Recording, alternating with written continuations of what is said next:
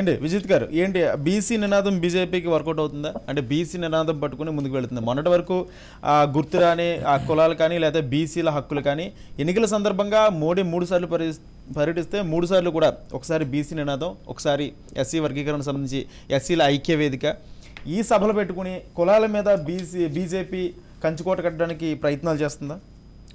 Bharatiya Janata party ఈ రాష్ట్రంలో ఏదన్నా పార్టీ బీసీల గురించి కానీ ఎస్సీల గురించి కానీ లేదా బడుగు బలహీన వర్గాల గురించి ప్రజల గురించి ఆలోచిస్తుందంటే అది కేవలం భారతీయ జనతా పార్టీ మాత్రమే. దాంట్లో ఎటువంటి డౌట్ లేదు. ఇప్పుడు మీరు అన్నారు మొన్ననే గుర్తొచ్చిందని. మొన్న గుర్తొచ్చింది కాదు. మేము ఇప్పటి వరకు దేశ చరిత్రలో స్వతంత్రం వచ్చిన తర్వాత ఎవరు కూడా కనీసం బీసీ ముఖ్యమంత్రి అభ్యర్థిని పరిశీలన కూడా తీసుకోలేదు. అటువంటిది ఈరోజు మేము భారతీయ జనతా పార్టీ బీసీ ముఖ్యమంత్రిని అభ్యర్థిగా ప్రకటించినాం. మేము పరిశీలన కాదు, అభ్యర్థిగా ప్రకటించినాం. సో అటువంటి ఆ పార్టీ ఈరోజు మా పార్టీ. అదే కాకుండా 27 మినిస్ట్రీలు ఈరోజు సెంట్రల్ క్యాబినెట్లో 27 ఓబీసీ మినిస్ట్రీస్ ఇచ్చిన ఏకైక పార్టీ భారతీయ జనతా పార్టీ. మా తర్వాతనే ఈరోజు ఈ పార్టీలకి ప్రేమ గుర్తొచ్చింది, ఈరోజు బీసీల గురించి గుర్తొచ్చింది, బీసీల సంక్షేమాల గురించి మాట్లాడుతున్నారు. మేము ఏ రోజైతే బీసీ ముఖ్యమంత్రి అభ్యర్థి ప్రకటించామో ఆ రోజు నుంచి కాంగ్రెస్ పార్టీ కానీ బీఆర్ఎస్ పార్టీ కానీ, కాంగ్రెస్ పార్టీ అయితే మొన్ననే బీసీ డిక్లరేషన్ అని పెట్టిర్రు.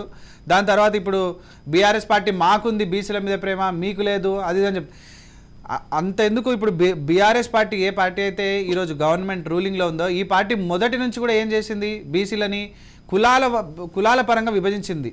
ఈరోజు గొర్రెలను కాసుకోండి, మీరు ఇది కాసుకోండి, మీరు అది చేయండి అని చెప్పి ఆ వృత్తి గురించి మాట్లాడిందే తప్ప ఆల్ ఓవర్గా మీరు అందరు కూడా చట్టసభల్లోకి రావాలి, ఈరోజు చట్టసభల్లో రాజ్యాధికారం చేపట్టాలి, బీసీలు అందరూ కూడా రిజర్వేషన్ పెంచాలి, ఈరోజు అన్ని బీసీ కుల వర్గాలకు అన్నిటిని కూడా ఈరోజు మంచి ఎడ్యుకేషన్ ఇవ్వాలి, మంచి ఎంప్లాయ్మెంట్ ఇవ్వాలి, ఇటువంటి ఏం ఆలోచన చేయకుండా ఈ పార్టీలు ఏం చేసినాయి, మొదటి నుంచి కూడా బీసీలని ఇక్కడే ఉంచాలి, వీళ్ళని పెంచొద్దు, వీళ్ళని పెంచితే మాకు ఇబ్బంది అవుతుంది. 52% ఉన్న తెలంగాణ రాష్ట్రంలో 52% బీసీలు ఉన్న తెలంగాణ రాష్ట్రంలో ఎందుకు 20% ఎమ్మెల్యేలు కూడా లేరు ఈ రాష్ట్రంలో? ఎక్కడుంది వీళ్ళకి బీసీల మీద ప్రేమ? అండ్ కాంగ్రెస్ చరిత్రకు వస్తే కాంగ్రెస్ చరిత్ర మొదటి నుంచి ఈరోజు వరకు కూడా ఒక వర్గానికే కొమ్ముగాస్తుంది, ఒక కుటుంబం వాళ్ళ గాంధీ కుటుంబం తప్ప ఇంకా మిగతా వర్గాలకి ఈరోజు అన్ని విధాలుగా సపోర్ట్ చేయాలన్న ఆలోచన లేదు. బీఆర్ఎస్ పార్టీ ఈరోజు మాకు బీసీల మీద ప్రేమ ఉంది, మేము చాలా విషయాల్లో ముందున్నాం, బీసీలు అందరినీ కూడా మేము కలుపుకుంటున్నాం అన్న బీఆర్ఎస్ పార్టీ కేవలం వాళ్ళ క్యాబినెట్లో ముగ్గురు అంటే ముగ్గురే. ఆ ముగ్గురు కూడా తలసాని యాదవ్, శ్రీనివాస్ యాదవ్ వేరే పార్టీ నుంచి వచ్చిన ఆయన, మన తెలంగాణ రాష్ట్రానికి వ్యతిరేకంగా పోరాడిన ఆయన బీసీ గంగుల కమలాకర్.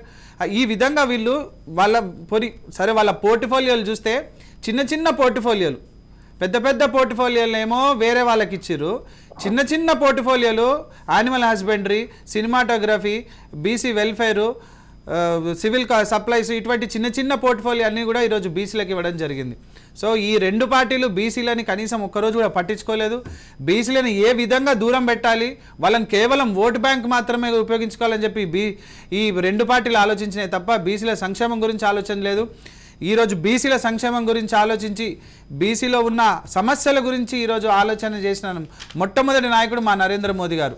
అదేవిధంగా ఈరోజు నేషనల్ కమిషన్ ఫర్ బ్యాక్వర్డ్ క్లాసెస్కి ఈరోజు కాన్స్టిట్యూషనల్ హోదా ఇచ్చింది భారతీయ జనతా పార్టీ, 27 మినిస్ట్రీస్ ఇచ్చింది భారతీయ జనతా పార్టీ, ముఖ్యమంత్రి అభ్యర్థిని ఈరోజు తెలంగాణ రాష్ట్రానికి ఖరారు చేసింది భారతీయ జనతా పార్టీ.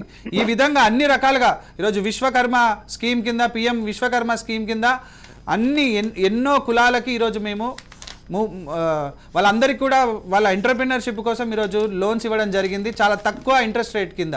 సో ఈ విధంగా మొదటి నుంచి కూడా అన్ని రకాలుగా బీసీలకి సపోర్ట్ చేస్తున్న పార్టీ, బీసీల సంక్షేమం, బీసీలు అందరూ కూడా పైకి రావాలి, వాళ్ళ అభివృద్ధి జరగాలని ఆలోచిస్తున్న పార్టీ ఈరోజు భారతీయ జనతా పార్టీ. ఈ నినాదంతో ఖచ్చితంగా రాష్ట్రంలో పెను మార్పు వస్తుంది. రాష్ట్రంలో నిశ్శబ్దం ఏ విధంగా ఆ రోజు ఓటింగ్ పడుతుందో, ఏ విధంగా నిశ్శబ్ద యుద్ధం జరుగుతుందో డిసెంబర్ 3వ తారీఖు రోజు మనం అందరం కూడా చూస్తాం.